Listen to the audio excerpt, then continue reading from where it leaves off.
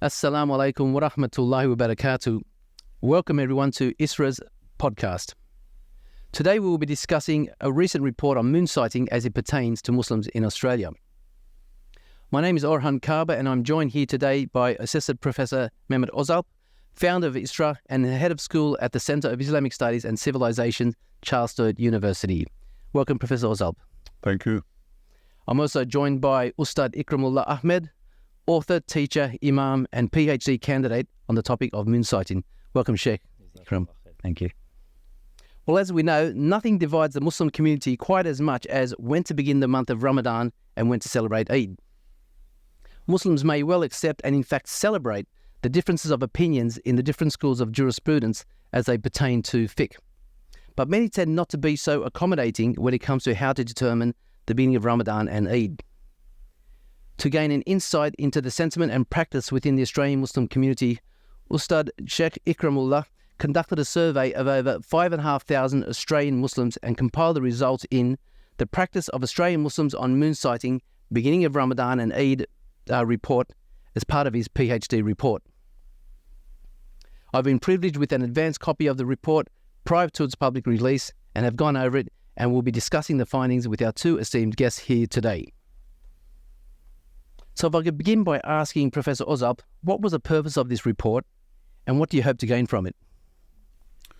Well, this idea of researching the Muslim community about when they start, what is their practice in Ramadan and Eid, came up in our discussions with Sheikh Ikram as part of his PhD research. I am one of the supervisors of the research. And his research is about moonsighting, different methods of establishing the Ramadan and lunar months and Eid. We thought that it would be good for two reasons to ask the Muslim community. The first one is, what is the actual practice? You know, we know that people follow moonsighting, calculation methods, or different authorities in Australia, but we really did not know what was the percentages, who follows what. So what better to establish that by asking people? So we thought that would be fantastic.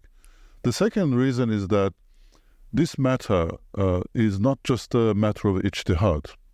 You know, when it comes to communal practice of religion, there is a sociological element, sociological context of families. Conventions and cultural elements as well come into play. Maybe it shouldn't. You know, we like to think that religious practices are purely a matter of ijtihad or abstract theoretical things. But really, when it comes down to also society sometimes influences with culture or different factors and forces come into play. And we see this aspect of religion particularly in Ramadan and Eid because it involves the entire community of families. So it came as a really good idea as part of Sheikh Ikram's PhD that we should do a survey of the community. So basically like a diagnosis of the situation of how it stands in Australia. Excellent, okay. And if I've got to ask you, Sheikh, why did you choose this topic for your PhD research? Yeah, it was a tough one because, you know, obviously with a PhD, there's quite a few requirements in terms of what you can choose and what you can't. And I had a few ideas, but moonsighting was probably top of the list. And the prime reason for that was, you know, even as a child growing up here in Australia in the early 90s, I was just always used to the issues revolving moonsighting. And obviously, you know, growing up with my father, and, you know, the subcontinent community around us, we saw how much it impacted the families. And it was a topic which I became well accustomed to as well. But because there was so much debate around it, and I'm thinking, all right, there's absolutely no solution. Or is there a solution? And, you know, the ulama and the scholars, they've gotten together year after year, but haven't been able to find one. So I thought, let's conduct a research on it simply because, you know, there've been multiple books written on moonsighting, but there hasn't been, you know, an actual research highlighting where this ikhtilaf actually comes from. You know, we know that there are differences of opinions, but where do these differences come from? So then I presented that to Dr. Mehmet, and we went through, some of the topics, and we thought, I think moonsighting would be a good one. Initially, it was a struggle in the beginning, but alhamdulillah, even after this survey, I think it's looking good. MashaAllah, Jazakallah. A nice contentious issue, hey, for your PhD research. It's not easy, but and getting through it. Okay, so as the report notes, Ramadan 23 saw an exceptional and rare situation as some of the larger Muslim organisations that would usually agree on the new moon gave different dates for the Eid celebration. And as the report notes, those who follow local and regional sightings, along with ANIC, who do based on calculation locally, celebrate Eid on Saturday, April 22. AFIC and Lakemba Mosque, who also use calculation, but a different calculation, announced Eid would fall on Friday, April 21. And I believe this coincided with Saudi as well this year. Yeah. So this is highly unusual, as ANIC and AFIC, who both use the calculation method and therefore usually agree, came up with different dates for Eid this year, which caused the chaos that caused this year, as we know. So before we get into the questions in the report, I thought maybe it would be a good idea if, Sheikh, if you could go through these different methods and give us a brief description on them. So we have like the physical moon sighting, and there's subcategories there as well. Then we have calculation, astronomical calculation, and again, there's different subcategories to that as well. And then following the particular Muslim country, which I guess is pretty self-explanatory, but if you could expand on those different methods, please. Yeah, so based on my research so far and what I've found and the practice of Muslims in Australia, there are three main methods. So the first one is sighting, the second one is calculation, and the third one is to follow a specific country. Now, when it comes to sighting, there are three main methods in that as well. So one is local, the second one is regional, and the third one is global. As for astronomical calculations, I think predominantly over the past few years, it's always been the same aspect. But just this year, with the break in calculation, it's becoming more and more apparent the different methodologies in calculation, which have existed, but because two Islamic authorities have used two different calculation methodologies, they're becoming more apparent now. So one of them is astronomical calculation based on the birth of the moon, and that was followed by ANIC for quite some time, I believe AFIC as well. Another one was the astronomical calculations based on the birth of the moon regionally, locally, and now globally has also come in. And then you've just got astronomical calculations based on the imkanu ru'ya, on the possibility of sighting the moon. Right. And that also, transfers to local, regional, or global. Right. So technically there's more methodologies for astronomical calculation now than there have been ever for sighting, which has always been local, regional, or global. And who knows? In a few years there might be more and more methodologies.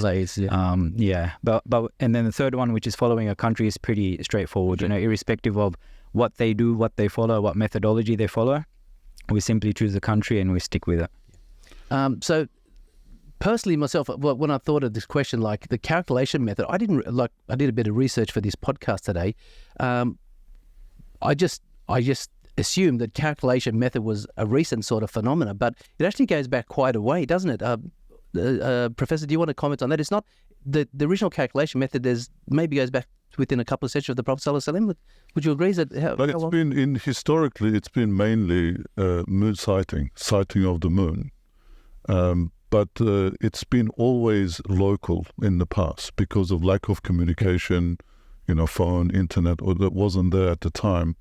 So what usually happened was people went out and they wanted to sight the moon, or they did not sight it.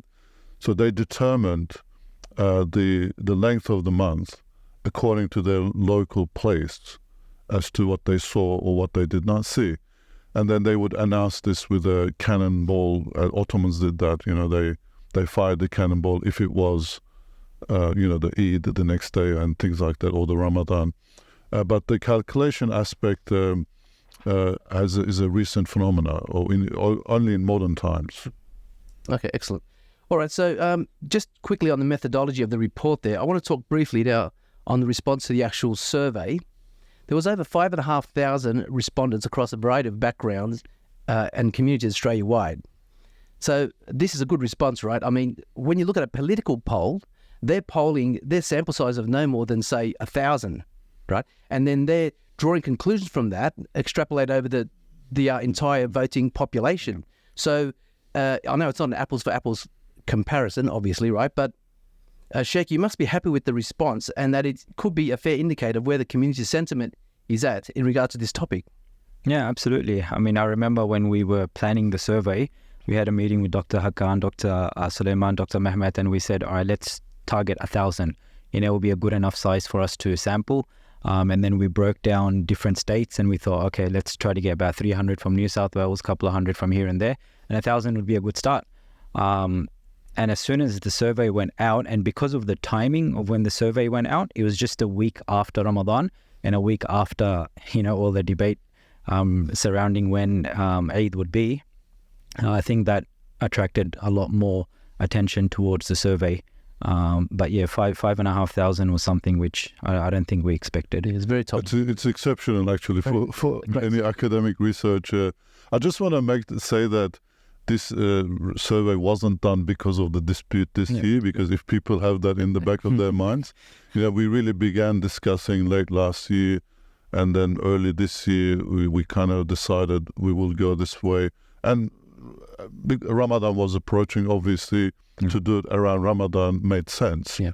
And then that particular dispute that you mentioned earlier came up later on. Yeah, well, it's a constant topic around. Yeah. But it was a really good, timely research to do. Yeah. I also want to note that there was an open-ended question at the end of the survey for participants to give their suggestions on what change they would like to see in regards to establishing the beginning of Ramadan and when to celebrate Eid. And this solicited 2,700 responses, and it was an optional question. So if you're like me and you're doing a poll, you skip the optional question. You'll get there in the poll. You don't really want to go through with it. So, I mean, the fact that we had 2,007 responses to an optional question, I think that's huge. It's fair. It's clear that the community is engaged with this topic. Would you like to comment on that? Well, that's a huge response. Yeah. And in this report, we only have a sample of those responses. Because we just don't have enough time to analyze all of that. Sheikh Ikram will analyze it in detail, all of that, and it will be in the final publication or the thesis. But we actually did not expect that much at all. So that part of the data collection, we thought it would be nice to ask, but I think that's a very surprising. It just shows how passionate people are. But not only passionate, but this is really impacting everyone in the community. So our institutions, organizations need to know that the decisions that they make impact on people's lives. Yes. And how they practice religion. Yeah, excellent. Okay. All right, so let's get into the questions and the results from the survey. The first question I want to delve into is, what is your major ethnic heritage? So this was a bit of a curious one for me, because the categories in the ethnic heritage questions include Lebanese, Turkish, Arab Middle East, subcontinent, Southeast Asia, African, Anglo-Celtic, and others. Of these, the bulk of respondents were from the subcontinent at over 35%, and Southeast Asia around 27%. And this came across as a surprise to me, especially when you consider the Lebanese, Turkish, Arab Middle East respondents collectively total only about 17%. So I tried looking up the census on the nationalities, Muslim nationalities in Australia, right, by ethnicities, but it only showed the top 5, so I couldn't get a good gauge on it. But it looks to me like the respondents does not reflect proportionally in numbers the ethnic heritage of the Australian Muslim population. So, Sheikh, could you, is this a good assumption from me, or is there something else going on here? Yeah, that's fair. That's a fair assumption, but there are a couple of factors that played a role as to why there was such a large number of responses from the subcontinent. And one of the leading factors was the channel through which the survey spread. So obviously we promoted it through every avenue we had. We prepared emails, we sent it to pretty much every leading Islamic organization in every state. So from ANIC and AFIC to an organization in Perth that was leading, a Muslim community.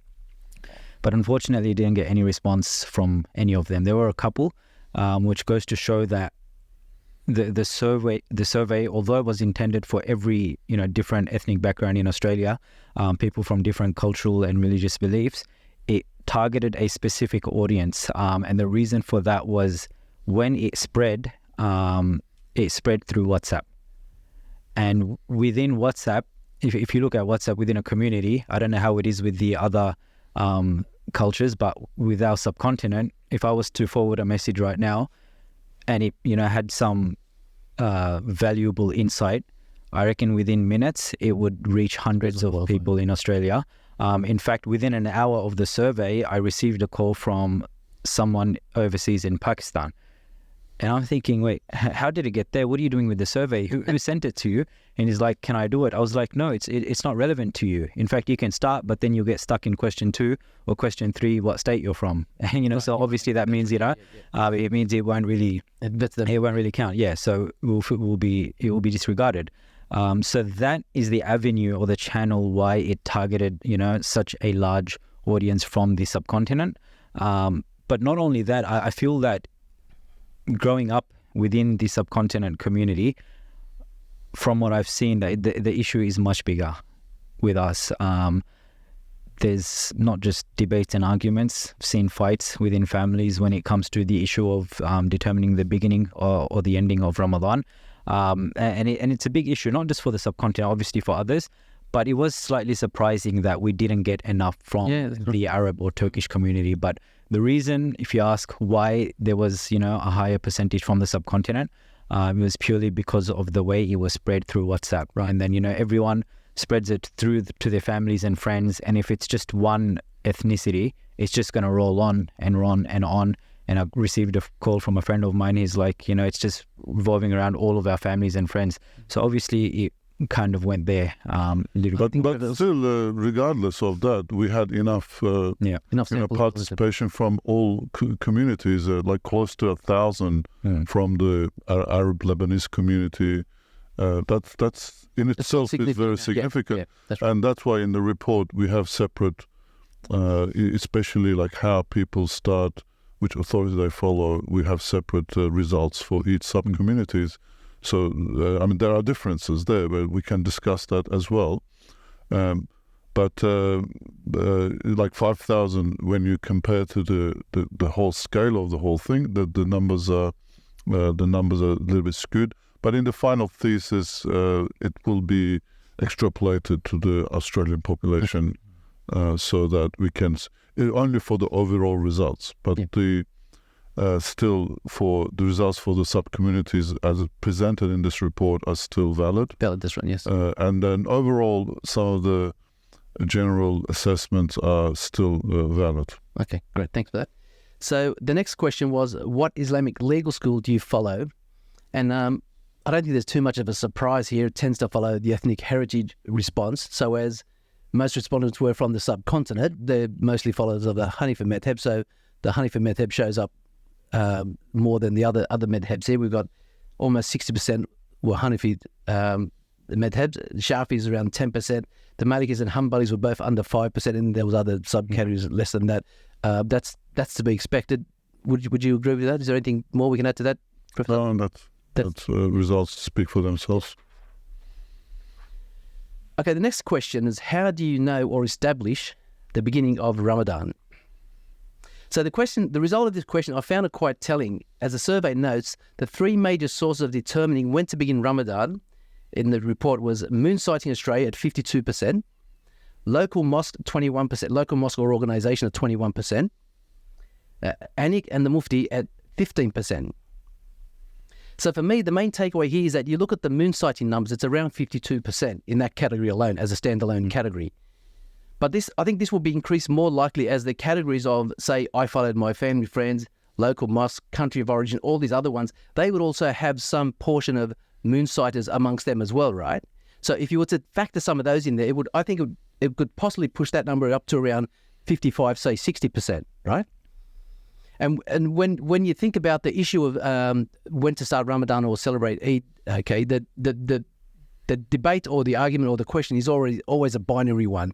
Do we have to cite the moon as per the hadith of the Prophet ﷺ, or or can we use astronomical calculations because we've advanced enough? We know for sure that the moon is going to be born on a certain day. So it's this binary question here, right?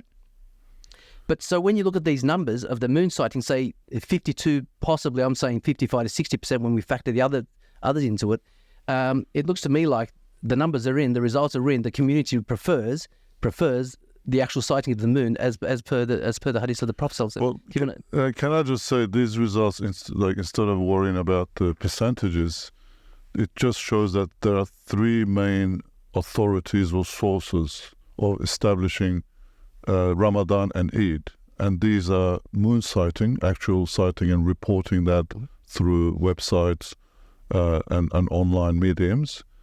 The mosque and Islamic mosques and organizations is the second source, and ANIC by being the Australian National Imams Council and making an announcement. These are the three main sources that how people find out the start of the lunar months and follow one or the other. Yeah. Would you like to comment on that, Sheikh? No, that's absolutely right. Yeah, I agree with Dr. Mahmoud. Another interesting stat to come out of this question, I think, was the follow country of origin. And that was only about 1%, which is about 56 respondents, right? And now, okay, this number would also, you could also revise this number up because I'm sure, like the local mosques, they follow, like I know the Turkish ones, they follow the country of origin well, right? So that number of 1% would also factor up as well. You could revise that one up as well when you count some of those. But I think it's still low, but I think it's encouragingly low.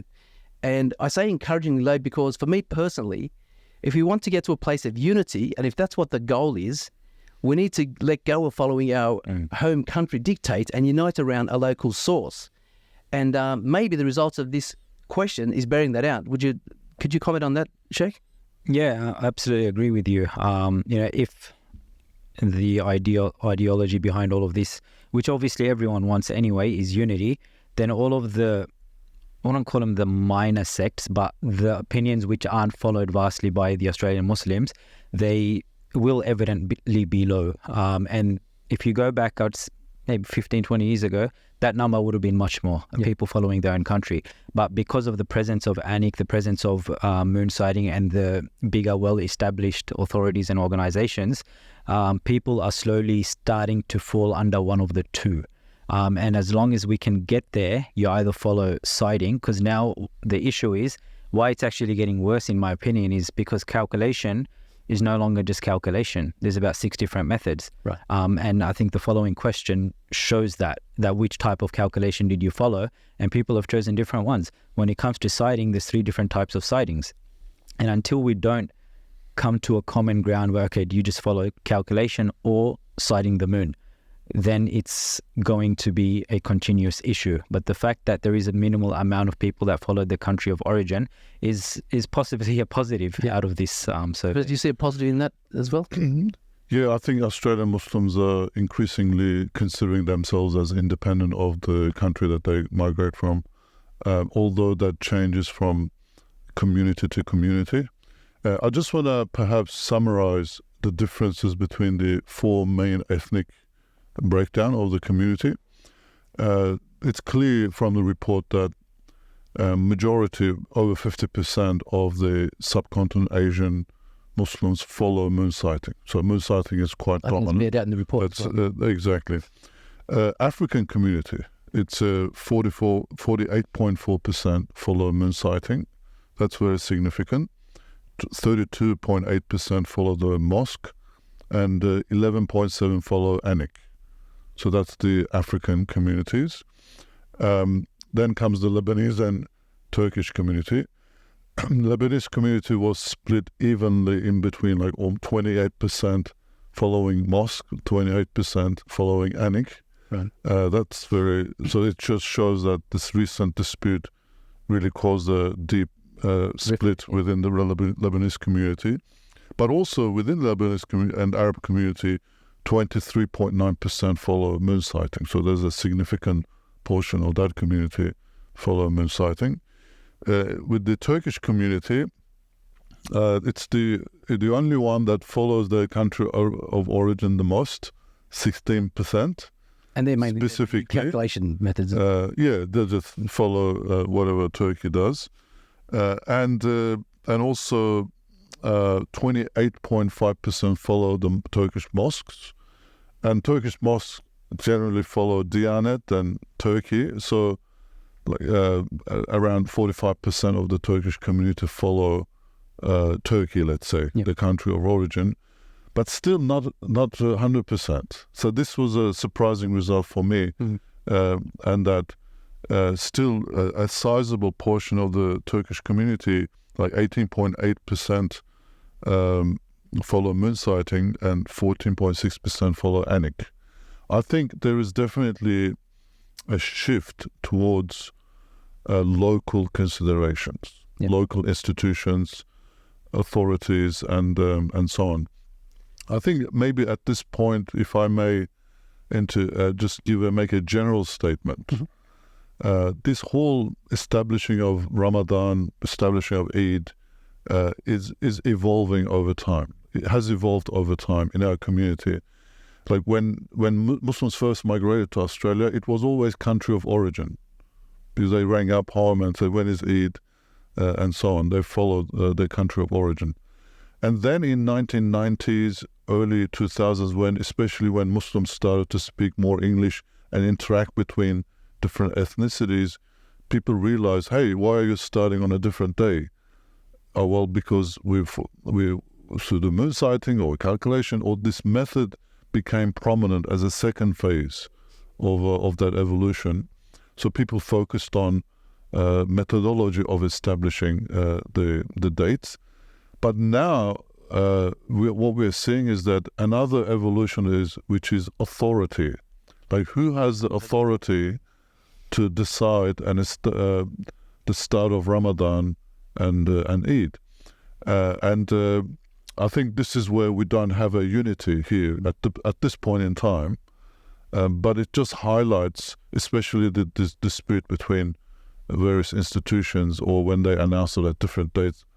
It just showed a little bit of authority. It's always wanting to establish their authority or presence in this space was felt a little bit. Okay, thanks for that. All right, so let's move on. The next question, who did you follow in establishing the day of Eid? Now, these numbers almost exactly reflected the previous question about the start of Ramadan. And there's no surprises there. If you're going to follow one method for Ramadan, you're going to do the same for Eid there. So I'm not sure if anyone wants to comment on that. It's pretty it's expected and pretty self-explanatory. Yeah, we wanted to ask that, whether it was different, because developments happened during the month, and then there was no significant difference. Yeah. Question 8 was, I am confident in the accuracy of the source I follow to begin Ramadan and Eid. So this was, so if you look at these results, the fact that 83.1% of respondents either strongly agreed or agreed, if you combine those two categories together, 83.1% strongly agreed or agreed to the question, I am confident in the accuracy of the source I follow to begin Ramadan and Eid. Now, at first glance, it looks good. It's a high number. People are sure of themselves and confident they are doing the right thing. But if we play devil's advocate, it could be, and most likely is, that those 83% of people are confident in different methods, right? They're all confident in the same method. So the fact that the overwhelming majority of Australian Muslims are staunch in their views could be seen as an impediment to unifying, again, if that is the goal. Meaning, if we are so divided over this issue, and if we believe it is better to unite over it, then clearly some or a lot of people are going to have a change of method.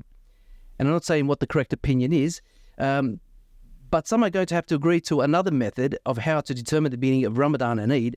And based on these results of this question, it looks like many people wouldn't be open to that.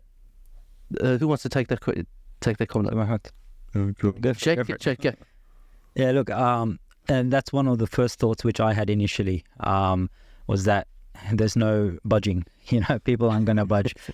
It's good in a way as well, because people are firm in their belief. Because I don't think the objective is unity, because that hasn't happened for the last 20 odd years. And you'll see the second last question pretty much backs what I'm saying as well, the responses of people. Yeah. But it's more about accepting the differences. And if there are 80% that are firm in what they believe, then the same percentage of the people should accept that look, this is an opinion that we're following. This is another opinion that others are following, and live with it and move forward with it. Be positive with it and say, look, this is good. There's differences. There's differences of opinion in everything. You go to the mosque and pray, you won't see three people praying exactly in the same way. Yep. Some people put their hands on their chest, some below the navel, some on the navel, some would, raise their hand. No one argues with that. No one looks right and left and say, hey, look, we're standing together. We should at least pray together. No one says that. I'm not saying they're the same examples. Obviously, one has got to do with beginning of Ramadan and Salah.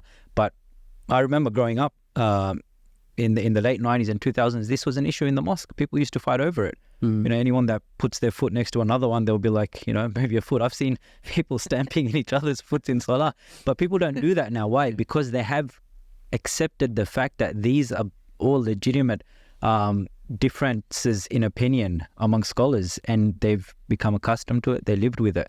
There's much more, there's so many different people coming into different masajid. Yes. Before, if it was a mosque, which was like a Pakistani mosque, you won't see anyone other than the same method. everyone. It's all practice, right? We're all just nice and easy. But now, alhamdulillah, you look at it, you've got people from different cultural backgrounds, different ethnicities.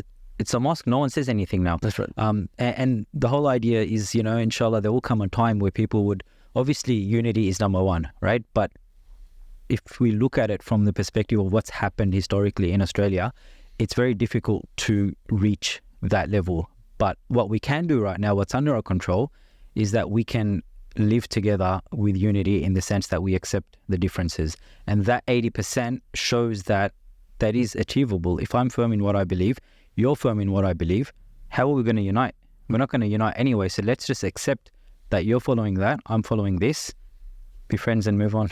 Okay, so 83.1% strongly agree, are staunch in their views. Does this need to change? I think, or is it okay? I don't look at it as black and white, that figure. The question was about how confident are you? Are you confident? So I don't think it means they were staunch. I think there's a bit of a difference. So if you're not confident about what you practice, you're not going to practice that, will you? So I think it just reflects that we just wanted to measure how people are fluid in the seeing practices here. Still, 17% are not confident. I think that's more significant. I was expecting over 90%. So it just means that 17% means 170,000 Muslims in Australia. If we read this in conjunction with the next question, which was, in the last 5 years, did you change your methodology of calculating? And 20.8% said yes. So it just shows that's a short time, 5 years. So 20%, like 200,000, if we generalize, 200,000 Muslims in Australia have changed their views in the last 5 years. I think these are it's still shifting, in my opinion. Obviously, people are confident now, but some are not. People are shifting. So we will, if we repeat this survey 5 years later, I think we're going to get different results. Yeah, so let's look at that next question. So within the last 5 years, have you ever followed a different method of determining the beginning of Ramadan and Eid? So as you mentioned, there was a 20-80 split. 20% said yes, group who have followed a different method, and the majority who have not. So is this a positive result, or how do you look at this one? Dr. Mahat, after you. I think I respond. Okay. Response. You want to add into that? Or? No, I think it's the same, yeah. Okay, so question 11 and 12 sort of like go together. In the last 3 years, have the members of your family started Ramadan or Eid on different days? And it's question 12, how did this affect your family relationship? So question 11, 70% said no, they haven't, and 31% said yes. And that seems a bit high to me, right? And then how did this affect your family relationships? So I guess this result shows the effects that disunity can have on this matter, right? So, I mean, Eid is meant to be a joyous family occasion, and it always has been in our family. And speaking from personal experience, I can't imagine celebrating Eid on different days with my family, right? I've thought about it if we're doing because being Turks, we follow the calculation, and so I'm not that staunch in my views. I'm not that confident actually in that method, if you could say. But we all stay to the same method so we can all celebrate on the same day. And so the survey asked people to rate the impact of celebrating Eid on different days on their family relationships on a scale of 1 to 10, 1 being the largest impact, 10 being the one being no impact, 10 being the highest impact. Yeah, I had the wrong way around.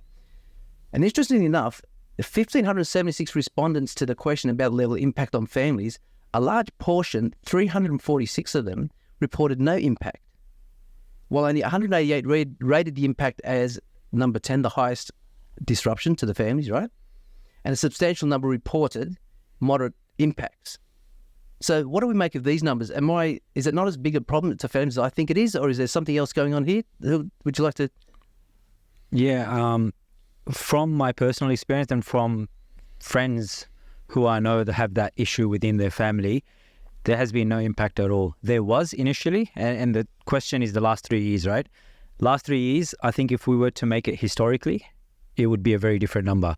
I knew families that had big issues initially. They would not go to each other's houses. They would not visit each other. They would have big issues. But over the past few years, they have come to an agreement. They have come to an understanding that, look, we're firm in our belief. You're firm in your belief. We accept your views. You accept our views. And they found a way to live with that and still keep those family ties. So it's unsurprising that there is a large number of people or respondents that said we don't feel any impact at all. But that number, 188 out of the people that said yes, is still quite significant. That people have chosen 10. 10 is the extreme. And then if you consider from about 6 to 10, that number would increase because 6 is still some certain issues. 7 is higher. 10 is that it's really destroying their families. So there is still a high and significant number of people that it does affect. And really the point of this, the objective of this was to really understand how much impact the differences of starting on different days and the different authorities have on people at on a family level. Yeah.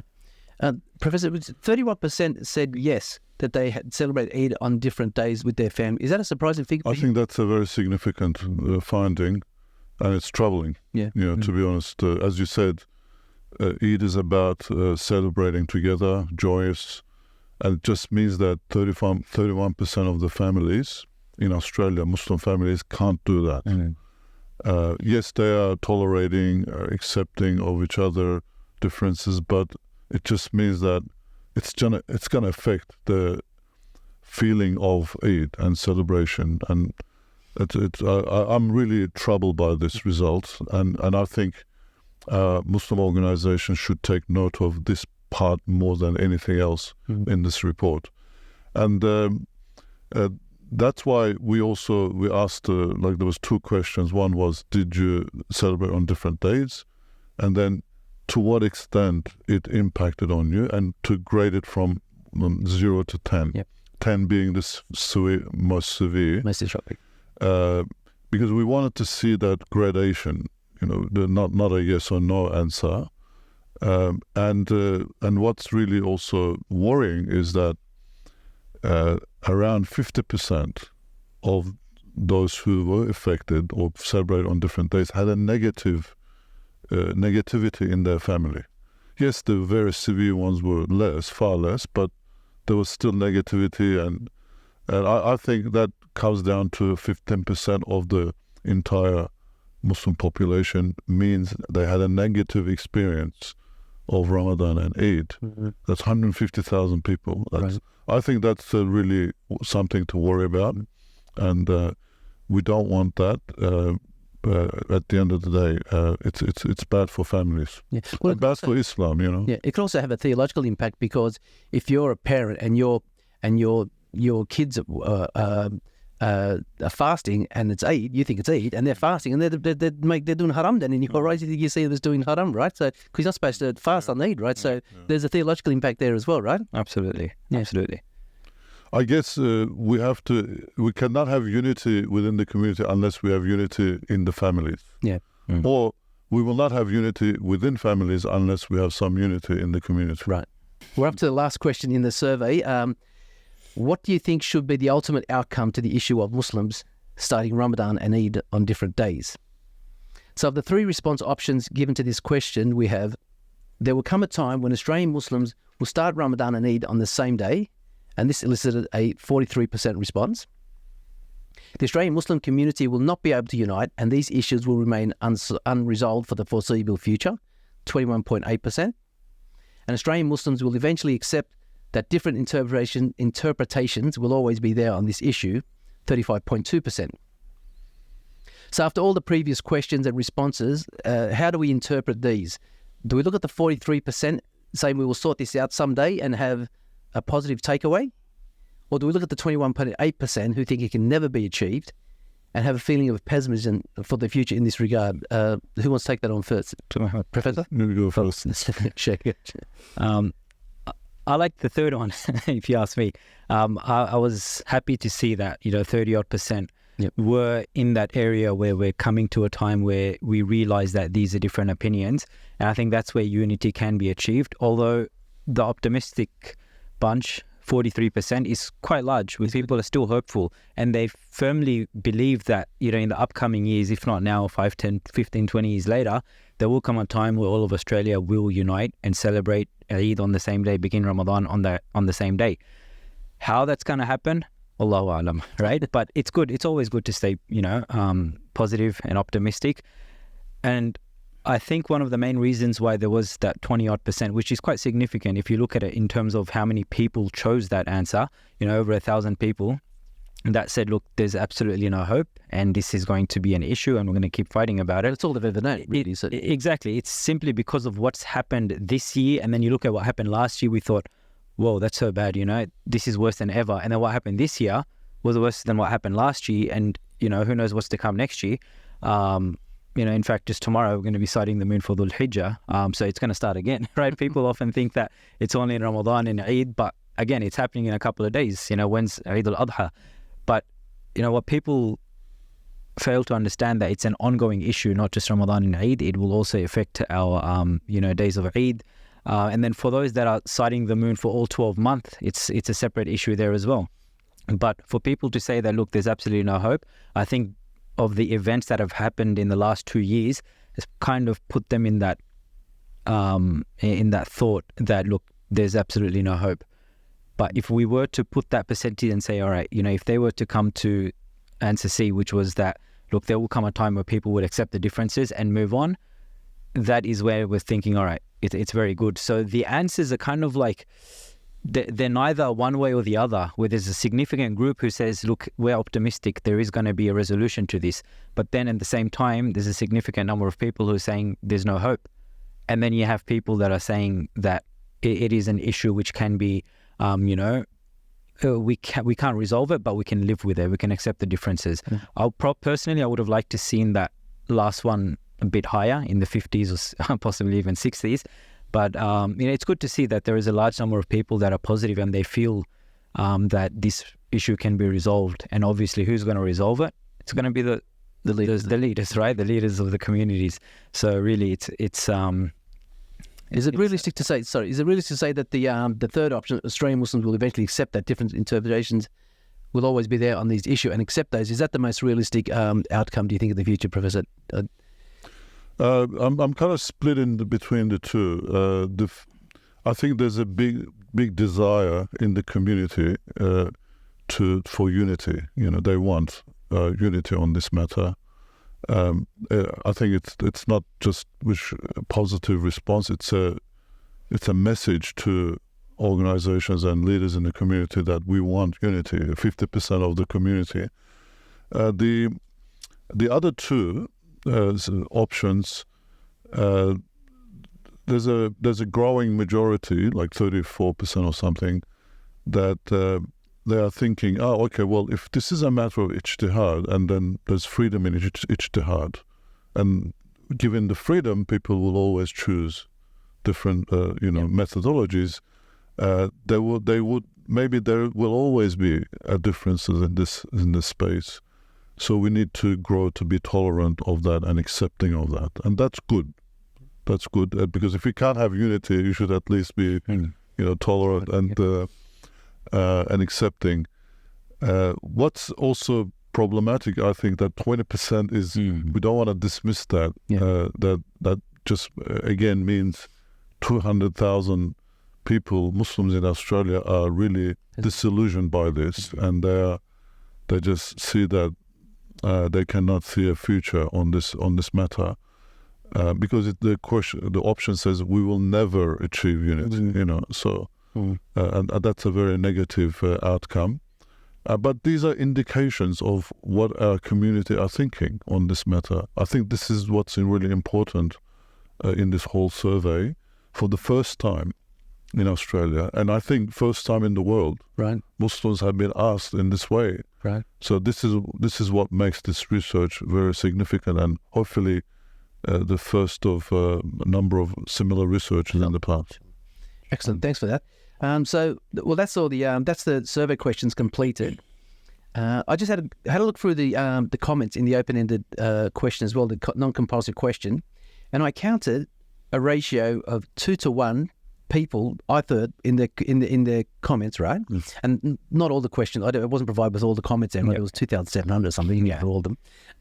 But the ones I went through, it looked to me like there was a ratio of 2-to-1 people who were preferring unity on this matter. Okay, so that's positive, right? That sounds pretty positive. But if I get both your opinions on whether this is possible, and even if it is necessary, because there's many parts of our practice as Muslims where we don't unite on, right? I mean, even if we all started Ramadan on the same day in Australia and the region there, we wouldn't be having sahur at the same time. We wouldn't break an iftar at the same time. We wouldn't be getting up for fajr at the same time. We have different opinions in jurisprudence, and we celebrate those differences. So, is it really that necessary that we unite on this? I mean, the comments in the section that I've read through, that they're talking about unity, right? But if I can just get a quick comment from you in wrapping up as well, like we tolerate all these other differences as you mentioned earlier on. Is it a problem if we just say, let's just all get along and we don't have to gain unity on this, and we're not going to be up to anyhow? Well, I think that it's possible to have unity on this. It's a matter of authority. In the past, how does it happen in various Muslim countries? Like the government announces the start of the Eid or start of Ramadan, doesn't it? But as Sheikh said, like in Pakistan, there's no differences of opinions on. Everyone's following the same method. They're all following the same opinions. We're here in a melting pot of Australia. We've got cultures from all over the world bringing their own interpretations and their own baggage from their countries here. So I guess the problem is more highlighted here. But what I want to say is that it's possible to address this. Like when Muslims really solve the issue of who represents Islam in Australia, ultimately who's the peak body, and the trust in that peak body, and the trust and because you can have a peak body but nobody follows, but the trust is really important. So that due diligence, expertise in that consultation, involving the communities, organizations, bringing them all together is not easy, but it's possible. I think for the benefit of the community, benefit of these families who are celebrating Eid on different days, I think we should give it a go. But we don't know what future holds, whether this is possible or not.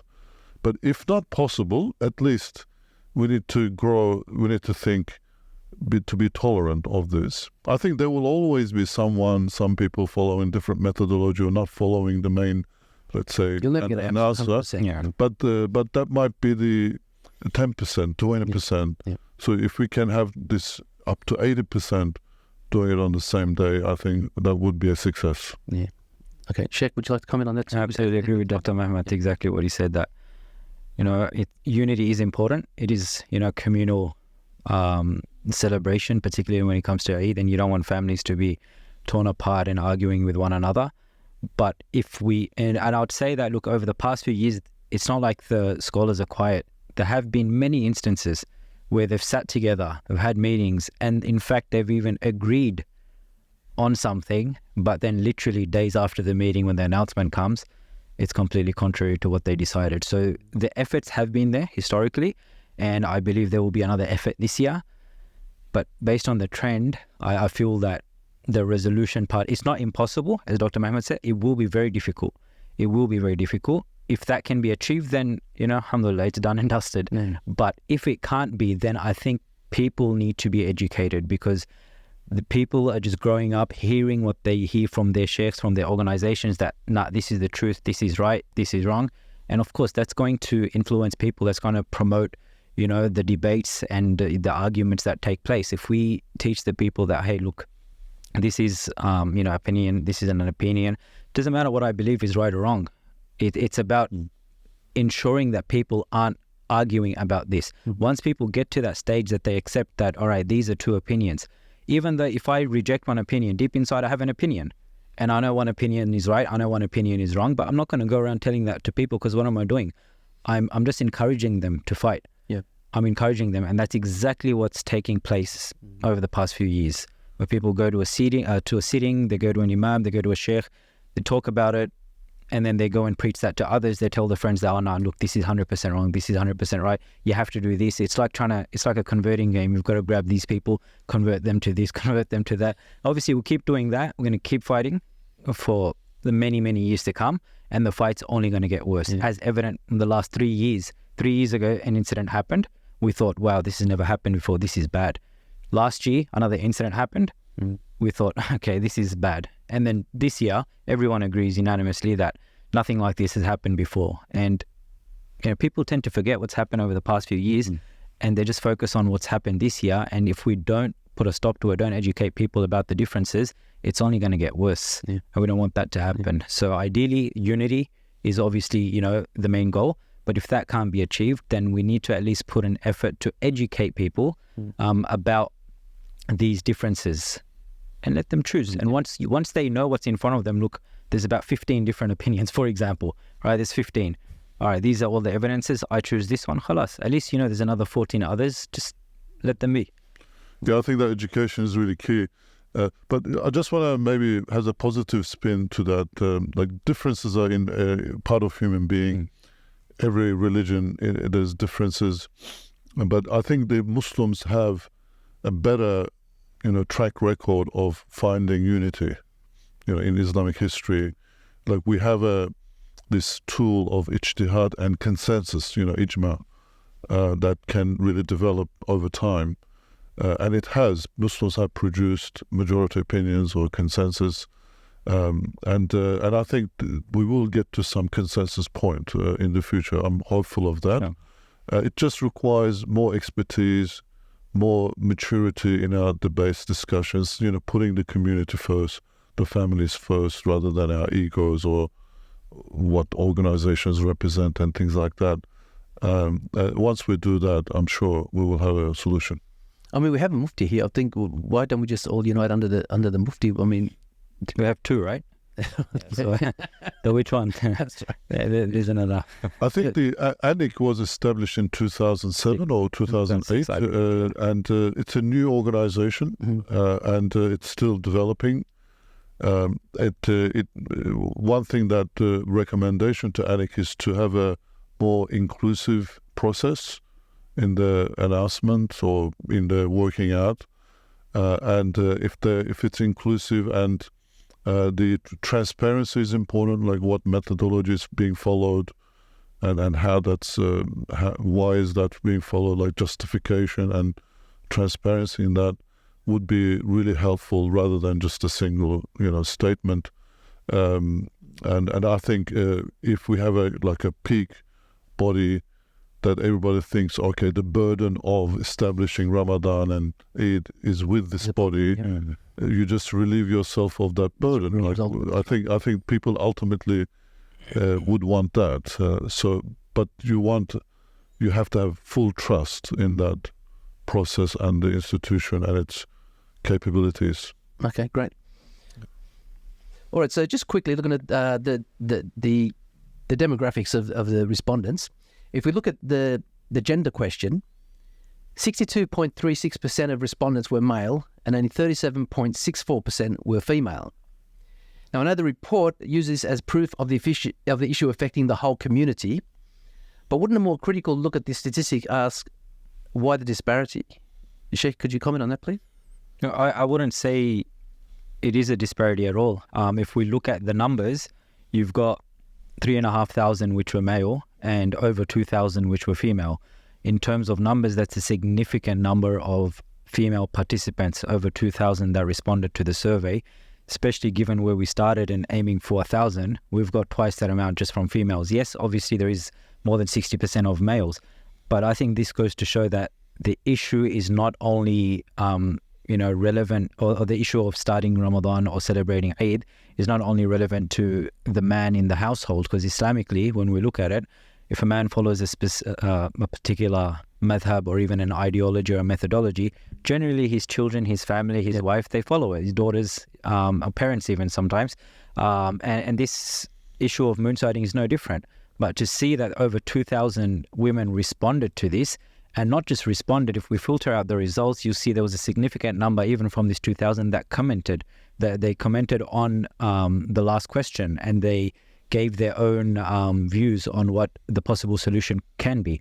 And obviously that goes to show that this is an issue which not only affects men, it's an issue which is affecting women as well, and especially the ladies that are involved in talab al-ilm and seeking knowledge, whether it's through private institutes and madaris or university level, they know that this is an issue, and they took part of it. So I see that 30-odd% of females, or over 2,000 respondents, are a pretty good number.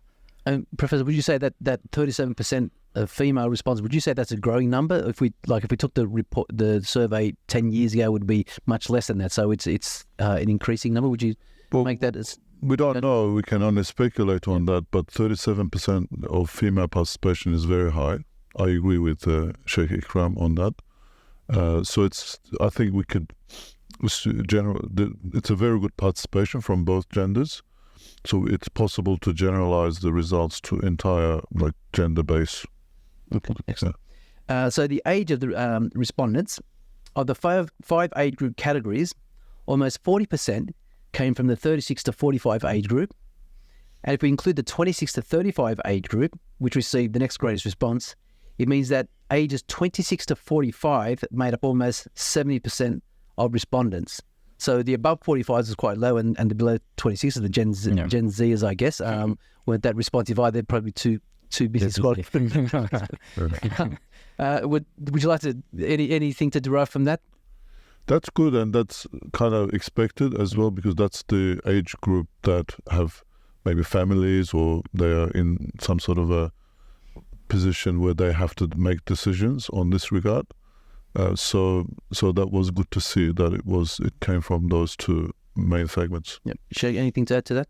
What was surprising though was that the age group of 56 plus and the age group of 18 to 26 or 25 was very similar, which in itself goes to show that it's an issue which not only affects the different ages from 26 to 45, but people from that age group, 10% of people that answered that question, you're looking at a significant number in hundreds. They actually took the time out and they responded to that. I see myself, may Allah forbid, but after 55, 56, I don't know if I'll be even able to use the phone the way we're going. But, it's just 56. They could be in the 60s and 70s. And yet they put an effort to try and answer the questions in the survey, which shows that it's not an issue which just affects the youth. It's an issue which is affecting people that are old as well. What was surprising, the 18 to 25 category, there wasn't much. In fact, the least from that, where you'd think that the youngsters growing up, they, or even those that are studying knowledge, they would have an idea of, what the issue is, and would have probably like to see a larger number. But overall, as Dr. Mohammed said, 26 to 45 is probably the main age where, people... They're the main decision makers in the household. Yeah. So it's pretty understandable. Okay, good. All right, and so the question of in which state do you live? This is one of the more tilted results, but it's no surprise. I guess that most of them, 60%, almost 60% of respondents came from New South Wales. I'm not sure there's too much that can be read into, other than it's just reflective of the fact that most Muslims in Australia live in New South Wales and large organisations are here. Is there any more that we can read into this other than that? Well, we had participants from everywhere, all states in Australia. But still 60%, almost 60% from New South Wales. That's a decent majority. Yeah. That's I guess it ties in with the spread communities, and also how it spread. The survey itself. Yeah. But we had people from Canberra, Northern Territory, and all of that. It was great to see that the entire Australian population took part in that. All right. In fact, I think from what I recall, the first answer, the first response to the survey when it went live was from Northern Territory. That was it. Yes. Interesting So, to know, yeah. yeah, because it spread, and then there's one brother, he called and he said, I've done it. And he was the first one. And then from the Excel document, from what I recall, it was from Northern Territory. But yeah. Yeah, interesting. Good to know. Yeah. Yeah, interestingly, before, because I obviously got the WhatsApp message to spread the survey around, and before I could pass it on to my family, my brother actually was the first one to put on the family WhatsApp. And I knew the survey was coming, but he got it through his local mosque or something like that. He got my family WhatsApp actually, so it did spread quite well. The message got around quite well. I think using WhatsApp or social media was the main mechanism, and it caused a very speedy spread. But also it becomes very hard to control, obviously. That's why I think overall, when we look at the demographics of the participants, I'm quite happy with the results. Like, we got very good participation from everywhere.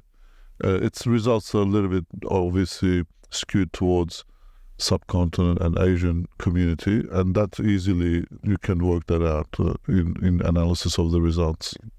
Okay, so I'll take that as your closing comments, unless you want to add any more to it. Sheikh, have you got anything to?